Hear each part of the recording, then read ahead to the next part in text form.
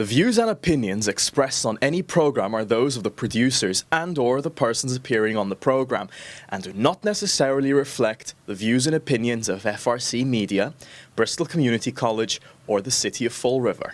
This week on FRCmedia News, we share excerpts of our interview last week with Congressman Jake Auchincloss. Fall River's first female police chief is sworn in, and the United Way kicks off its 2024-2025 campaign this weekend with United We Move. All this and more coming up.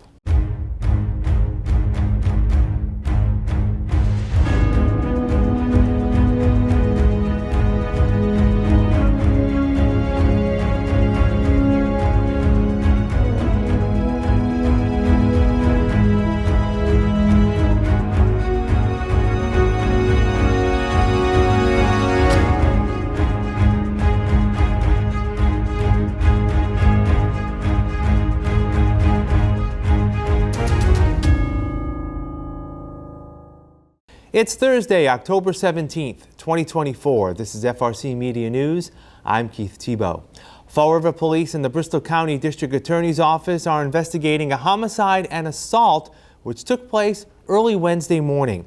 The incident took place at 490 Dickinson Street yesterday morning at 4:30 when police encountered a 55-year-old male with multiple stab wounds and a 42-year-old female identified as Remy Aoul with a single gunshot wound. Miss Aoul died last night at Rhode Island Hospital. No further information is available at this time. Voting in the November 5th state election is officially underway. Those requesting mail ballots should have received them by now, and early in-person voting begins this Saturday through November 1st. Polls are located in the atrium of Government Center with weekend hours of 9 a.m. to 3 p.m. and weekdays from 9 a.m. to 4 p.m. We continue our look now at some of the candidates voters in Fall River will see on their ballot on Election Day. Massachusetts 4th District Congressman Jake Auchincloss, who represents Fall River, says it doesn't matter whether he is challenged in this year's election. He is running unopposed. His focus remains on serving the people he represents. Congressman Auchincloss is seeking his third term in the House. He says in serving Fall River, he wants to continue to deliver funds that will grow economic development opportunities for the city. The first and foremost has been the economic development and job creation efforts for Fall River. And there, as you said, I've been working very closely with Mayor Coogan, with Senator Rodericks, with Representatives Viola and Sylvia, and we're really a team. And what we have done is channel state and federal money towards a waterfront redevelopment project on Route 79, right around President's Ave there, where we're looking together to redevelop about 17 acres of waterfront property, try to create thousands of units of housing, as well as retail and residential in this really activated pedestrian arcade that can be mixed income, mixed use, and really revitalize a section of Fall River that has been, I think, underappreciated and underdeveloped for too long. The congressman also wants to work with his colleagues to drive down the cost of living for city residents, focused on affordable housing. The one and only way that we are going to reduce the cost of housing in this country is by building more housing. Anybody that tells you that it's more complicated than that, frankly, has an agenda. We have to build 10 million units of housing in the United States because that extra supply puts downward pressure on prices. Now, Kamala Harris has put forward an agenda to build 3 million. That's a strong start. But we're going to need to work state, federal, and local in changing land use policies that make it too hard to build, in providing subsidies for affordable housing construction, and also by relaxing some of the very restrictive permitting and zoning regulations that make it too hard to build multifamily. Congressman Auchincloss hopes the immigration reform bill proposed by the Biden administration will be allowed to move forward in the next Congress. The measure calls for enforcing the rule of law and order on the southern border while promoting legal immigration. He also sees the bill as a tool to curtail the influx of fentanyl in the United States. He says he supports the Second Amendment, allowing for common sense gun regulations. Well-regulated weapons means a ban on assault weapons. No civilian needs to be able to walk into a Walmart and buy a weapon of war.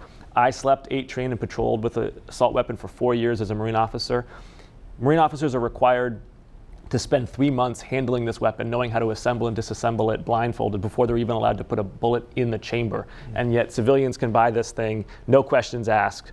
That is a threat to public safety. It's one of the reasons America has such a high proportion of school shootings and other gun violence relative to other developed nations. Now, J.D. Vance calls that a fact of life. I disagree. It's a fact of policy. We can change that. Safe storage laws. If you have a weapon, you got to store it safely so that children can't access it. The leading cause of death for children in the United States is gun violence. That is an abomination. Background checks. If you have a criminal history, you shouldn't be able to buy a gun. That's common sense. A majority of gun owners, much less of Americans, agree with that. Red flag laws. If you are out there making threats to yourself or to others, you should not be able to have access to weapons. Again, common sense. Majority of gun owners agree with that. Republicans won't do it. Other issues the congressman hopes to work on in the next session are codifying reproductive rights outlined in Roe v. Wade and continuing the administration's plan to lower prescription drug costs.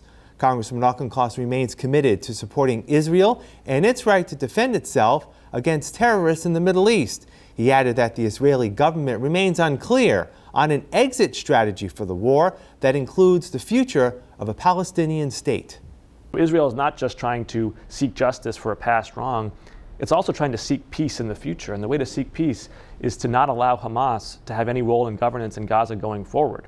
And that is the strategic point that I was making is if you're seeking to displace Hamas from governance in Gaza going forward, which is a righteous war aim, what is your strategy to do that? You can kill a lot of the terrorists, but you're not going to kill all of them.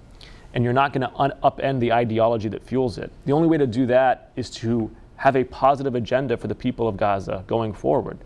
Economic development, infrastructure, security, education, redevelopment. And that requires competent governance as an alternative to Hamas, and nothing has been architected there to date. And that has been a failure of Netanyahu. The congressman admits the election will be close with control of Congress up in the air. He says the current session has been the least productive in his lifetime and attributes that to the Republican leadership remaining beholden to former President Donald Trump. And that's really been because Speaker Johnson and before him Speaker McCarthy are totally beholden to their MAGA wing of the party. And these MAGA guys, they just don't want to get anything done. They're not in Washington to govern. They're in Washington to showboat and to try to convince the American people that government's out to get them. Very hard to negotiate with people like that. So we have been able to provide funding for our Democratic allies in Israel and Ukraine. We've been able to avert a debt default, but only because Democrats have repeatedly crossed the aisle and actually provided a majority of votes for these pieces of legislation, which is unheard of, to have a party in control of Congress relying on the minority party to give the majority of votes for critical legislation. Has not happened in my lifetime, and really a signal of the dysfunction of the GOP, which is why I think for Americans who are exhausted by petty partisanship, what we really need to do is force the Republican conference to clean house of their MAGA extremists and send their grown-ups back to the negotiating table and let us get stuff done for the American people in a bipartisan way. Also on the ballot, 3 candidates are running for 2 spots on the Bristol County Commission. The 3-member commission oversees the maintenance and repair of county buildings and is among the members of the board the Bristol County Agricultural School in Dighton. Democrat and former Fall River Mayor John Mitchell is seeking another 4-year term. He says the commission led the charge for a $110 million renovation and expansion of Bristol Aggie and has shared federal dollars with the 20 cities and towns within the county. I think we've done well over the last 10 or 11 years, and we have increased what we do. Particularly, we got federal COVID money, what they call ARPA, and the county got roughly $111 million, and most of that has gone out to the cities and towns. For instance, Fall River, I believe, got another $30 million from us. They got 67 directly, and we allocated the 32 and oversaw with the work of the city and the officials what that 32 was used for. But the county held about $10 million for our own buildings and other uses. So we've made good use of that. Mr. Mitchell says in his next term, he wants to see other county construction projects through to the finish. In New Bedford, we're using a good portion of that money, and some money the county's put aside from its budget to fix up the Superior Court on County Street, where Lizzie Borden was tried, There's a cupola there that's a beautiful portion of the building, but it's fallen apart, so we're replacing it. We're using some of the original material, but we're going to upgrade that and the facade, the columns. In Taunton, we're redoing the roof. It's a copper roof. It's beautiful, but I guess rubber would be less expensive than copper, but we're going with the copper, and again, largely through ARPA, other funding. We've been lucky with some of the windstorms. We've been able to replace some of the roof here and there. Democrat Julie Ruggiero is from Somerset and is running for office for the first time. If elected, she will become only the second woman to serve on the Bristol County Commission. She's looking to use that as a way to engage with students and staff at Bristol Aggie. Over 70% of the student population at Bristol Aggie is female. So having a young female commissioner on the board, I'll be the second one in over 300 years if elected, would be really important, because I want those young women who come back into our county and are active members, most of them turn out to be entrepreneurs right out of high school, to have someone like me to come to express their needs, express, this is working out really well here, but I wish we had that. And same for the faculty, to have someone they feel they can come to, a new set of eyes on the board that they feel I have their best interests at hand. Ms. Ruggiero, who is a local real estate agent and nurse, wants to use her talents as a young professional to make county government more efficient. The current commissioners I have a ton of respect for, but at some point they will move along, and we need to know who is up next, who is ready to step up for our generation and take over, the years upcoming. So I think it's really important that I step up to the plate and make sure that people know, just because you're in your 30s and you're a woman, you could still have a seat at the table in these positions, and make sure your voice is heard and money spent wisely. And we're doing everything we can with technology, green energy, to make sure our budget is wisely spent. The third candidate in the race is Gregory DeMello. He is unenrolled and ran for the office twice before, in 2002 and 2004. He currently serves on the Taunton School Committee and works for Bridgewater State University. With his background in education, Mr. DeMello hopes to come up with ideas to expand the reach of Bristol Aggie. There's some after-school programs that we can incorporate students from the surrounding public schools to attend. So I'd like to expand that, and I have talked to a few folks that are involved with the Aggie School that think that's a great idea, because farming doesn't shut down at 2 o'clock either. So whether it's the animal science or traditional farming, diesel mechanic engine repairs, all of these pieces are part of this puzzle that make it a great institution to be involved with. Mr. DeMello contends that even though county government in Massachusetts is not as impactful as in other parts of the country, there may be ways for the commission to help communities save money through regionalization. I can honestly tell you that people are concerned not only about housing, but their pocketbooks. How can I, as a county commissioner, help relieve the burden of higher taxes, of higher grocery store costs, and so forth. And of course, I'll say straight out, I have no jurisdiction over that, but we can work collectively to make sure that we manage services such as trash disposal, recycling, green energy, okay? All these things can be done collectively as a county. And as some folks know, down south, county government is very, very strong.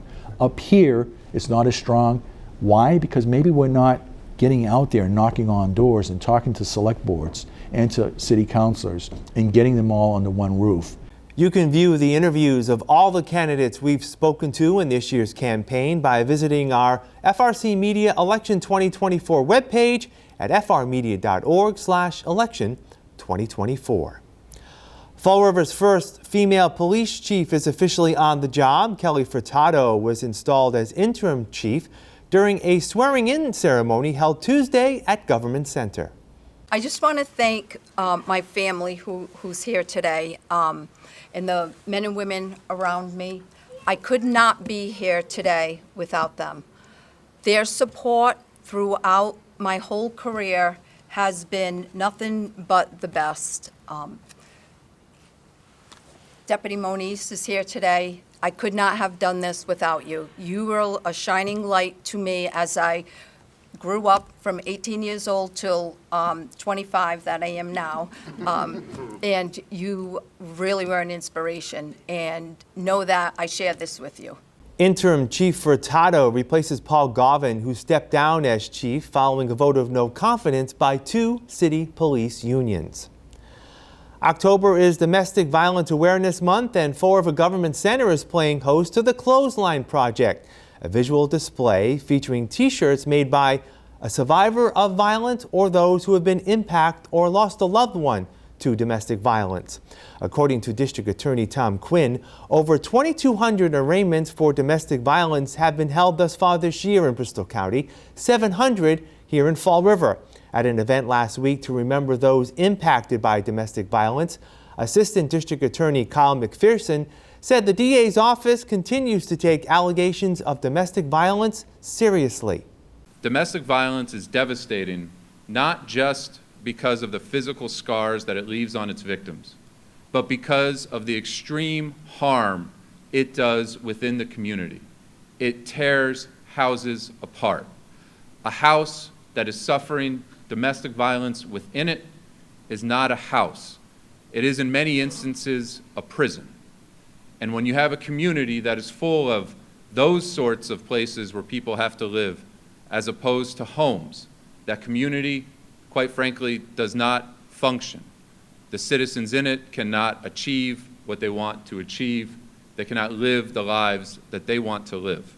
I would just send a message out to any victims of domestic violence that you will be heard, you will be listened to, you will be understood, and if you come forward, you will not face judgment, you will receive understanding from the District Attorney's office. The Clothesline Project display will be on exhibit at Government Center through the end of the month.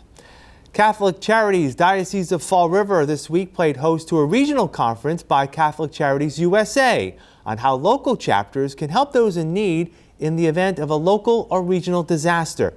Catholic Charities USA Vice President for Disaster Operations Kim Burgo says disasters often occur at a moment's notice, and local relief agencies need to be prepared. The time to be involved in a disaster is when there is no disaster. And so that's very important because you can make clear and concise plans and decisions without the chaos. And so here at this training, we focus on planning for a disaster. We focus on certainly making sure that people are aware of the different aspects of a disaster, what can occur, what you should and shouldn't do, and making sure that we are able to do so within the lens of Catholic Charities. We want to make sure that people have the basics, food, water, shelter, and safety, so that they can move towards their recovery. The Catholic Charities in general meets the needs of the people and meets them where they are, so that people can reach that point where they feel self-sustainable again at the time. Diocesan Catholic Charities Executive Director Susan Mazzarella says disasters come in many forms, and she's looking to develop a blueprint on how to organize a response for aid. We've been fortunate that we haven't had the hurricanes, the floods, the blizzards, you know. We have had the migrant crisis coming in. We've had house fires that, that have impacted many, many people. And we're often called to respond to that, but which is fine. But I really would like to be able to create a planned response so we can deploy at any time based on whatever's happening in our community. Because sometimes we get called now and are expected to do everything for everybody, and that's been untenable. But to be able to organize a response and be effective in managing, but not having to take on the entire crisis, but to have a very well-rehearsed response, that's my goal. Aside from disasters, Catholic Charities continues to service those that are homeless or housing insecure, along with those in search of basic needs.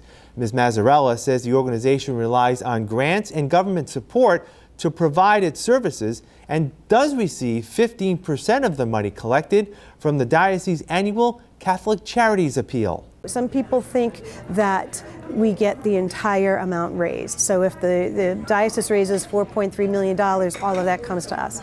That's not true, and it's been declining, unfortunately, over the years. So we're having to look for other funding streams. So it is important for me to let people know that we receive and are grateful for the 15% that we get, but we still have many more needs because there are a lot of issues out there. You know, they might not be impacting an entire community like a hurricane, but we have many individual and family crises as well, like the rents, like the food insecurity. So to be able to utilize the financial resources, the donations that come in, we're able to help more people. It's a direct line between what we do and how we help people in our community and impact the community. Catholic Charities Diocese of Fall River also accepts personal donations which can be targeted to a specific program or spread among its areas of need. Find out more by calling 508-674-4681. We'll have more FRC Media News after this. Here are some job descriptions on the latest hot jobs list from the Mass Hire Fall River Career Center. Medical Lab Technician, Quest Diagnostics Incorporated, located at 101 President Avenue, seeks a full-time medical lab technician, responsible for performing routine lab tests under the direction of senior laboratory personnel. Job number 215-91258. Xfinity Bilingual Retail Sales Consultant, Comcast, located at 800 Warren Street, is seeking a full-time Xfinity Bilingual Retail Sales Consultant, responsible for assisting and consulting with customers on Comcast products and services. Job number 215-86197.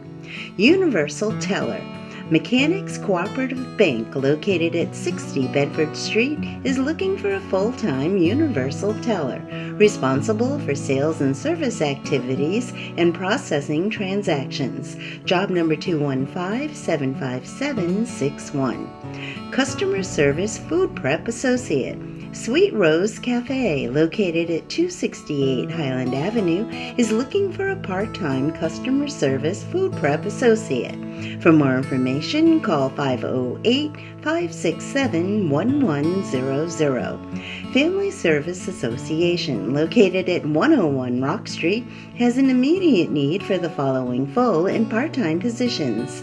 Van driver, job number 215-86592. Outreach Care Coordinator, job number 215-86593.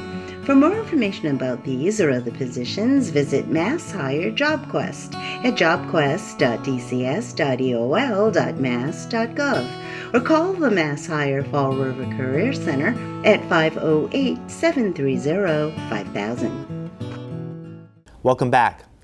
The Fall River Corps of the Salvation Army is asking for community support for its upcoming holiday giving campaign. Over 600 residents have registered for 2 holiday food pantry distributions for Thanksgiving and Christmas. Major Alexis Castillo is asking residents to contribute $10 gift cards from local grocery stores to allow recipients to purchase the meat products of their choice based on their holiday traditions. The distribution will take place November 19th and 20th for Thanksgiving and December 17th and 18th for Christmas, and provides flexibility for those selecting food from the pantry. We do the distribution a little different than the other organizations. We don't give a basket.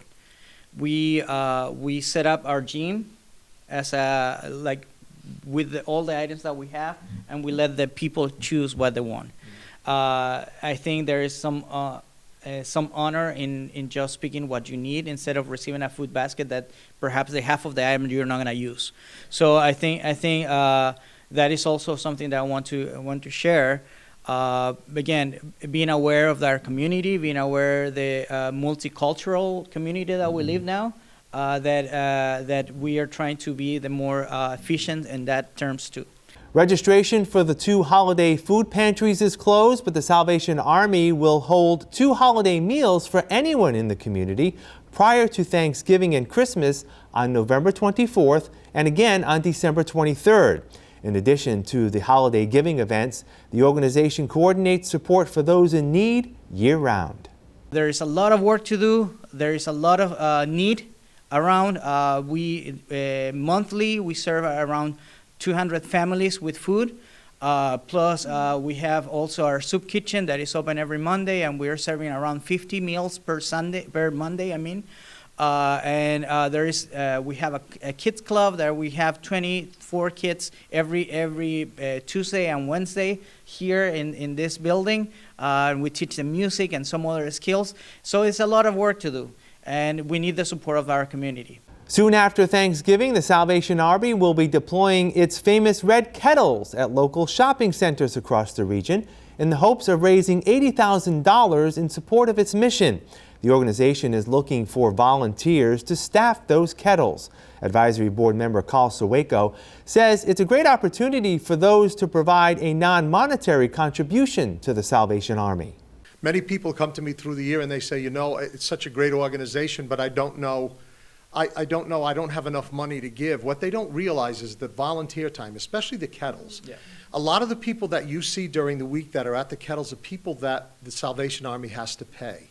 So if you think about that, even at minimum wage, if you were to volunteer to do a kettle for 4 hours, that's at least a $60 donation to the Salvation Army. Even though you're not physically putting the money in, think about it, we're not taking that money back out of that kettle to give to somebody who's standing there all day with it. So there's another way you can give. It doesn't have to be physical dollars. It could be giving of your time to a great organization. To find out more about receiving services from the Salvation Army or to donate, visit their Facebook page or call 508-679-7900. The United Way of Greater Fall River will kick off its campaign season with the United We Move event held this Saturday at the Southeastern Massachusetts Bioreserve. So this is our annual campaign kickoff. It's a walk, run, ride event. So your choice of course through the Bioreserve. It's a great chance to get outside and get moving and help raise money to support health and human service organizations throughout Greater Fall River. We have a lot of exciting things planned with a special collaboration too with Canned Heat Brewery. So that'll be our special collaboration will be the first place prize for United We Move winners. And we have some other fun events, a youth dash, and some other local vendors will be in attendance. Walk-ins are welcome to take part in United We Move, which begins this Saturday at 8:30 a.m. United Way Executive Director Kim Smith says this year's campaign goal is $1.25 million that will support over 70 community organizations that promote initiatives around health, youth, and financial and basic needs. Every year, the campaign receives the backing from many corporate donors, but it's the individual contributions that account for half of the money that's raised. We're really an organization that allows folks to contribute to the impact on their community no matter where they're at. So we bring and mobilize folks from all sectors, all corners of our service area. So individuals, just like you and I, we can choose to contribute from payroll deduction through a workplace campaign. That's the easiest way to do it. It's painless. And at the end of the year, if you're giving $1 a day, for example, at the end of the year, you look at your W-2 and you say, wow, I gave $365. Maybe I couldn't write a check for that, but $1 a day as it comes out of my paycheck, I don't even think about it. I don't even feel it. And so it's the ability for the collective impact of the community. No matter if you're just entering the workforce, maybe as a professional, maybe you just got a job at one of our organizations, you can contribute to that collective community spirit of many hands make light work. The United Way is also in the midst of accepting applications for its annual food pantry grants, which will allocate a total of $80,000 to 26 local pantries within the United Way's service area. And the goal is to help impact food insecurity. We know that the cost of food has increased exorbitantly over the last year, never mind. And folks are having a difficult time and sometimes choosing to put food on the table or pay the electric bill, for example. Food pantries are feeling that pinch. Their cupboards and their shelves are increasingly bare or running out rather quickly, and so that need to kind of restock those shelves is critical. That'll do it for this edition of FRC Media News. Please visit our website at frmedia.org for all the latest news and information, as well as getting prepared for the election on our FRC Media Election 2024 webpage.